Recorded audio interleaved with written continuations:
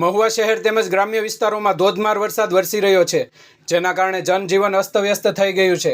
ગઈકાલથી અત્યાર સુધી વરસાદ વરસી ચૂક્યો છે, જેના દ્રશ્યો સામે આવી રહ્યા છે।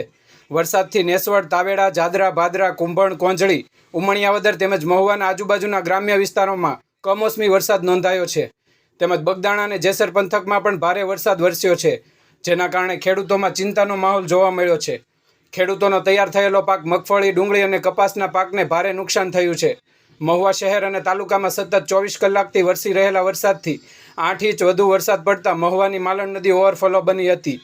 શહેરના નીચાણવાળા વિસ્તારો જેવા કે ભાદરોડ જાપા, રાજાણીનગર, નવા જાપા, ભવાનીનગર, તારવાડી વિસ્તાર, વલીભાઈનો ચોક, ગોહિલવાળો ખાંચો અને જૂના વણકરવાસમાં માલણ નદીના પાણી ફરી વળતા આ વિસ્તારના રહીશોમાં ચિંતાનો માહોલ સર્જાયો હતો। ઉપરવાસમાં વરસાદ ચાલુ હોય તેમ માલણ નદીમાં પણ પાણીની આવક ચાલુ રહેતા પાણીનો પ્રવાહ વધવાની શક્યતા છે। ભાવનગર જિલ્લાના મહુવા પંથકમાં 14 કલાકમાં 11 ઇંચ વરસાદ, માલણ નદી બે કાંઠે, મહુવાના મેમણ કોલોની સહિત નીચાણવાળા વિસ્તારોમાં પાણી ભરાયા તેમજ આજુબાજુના ગ્રામ્ય વિસ્તારોના ખેડૂતોને લાખોનું નુકસાન થયું છે। બ્યુરો રિપોર્ટ, ગુજરાત આઈ ન્યૂઝ, મહુવા।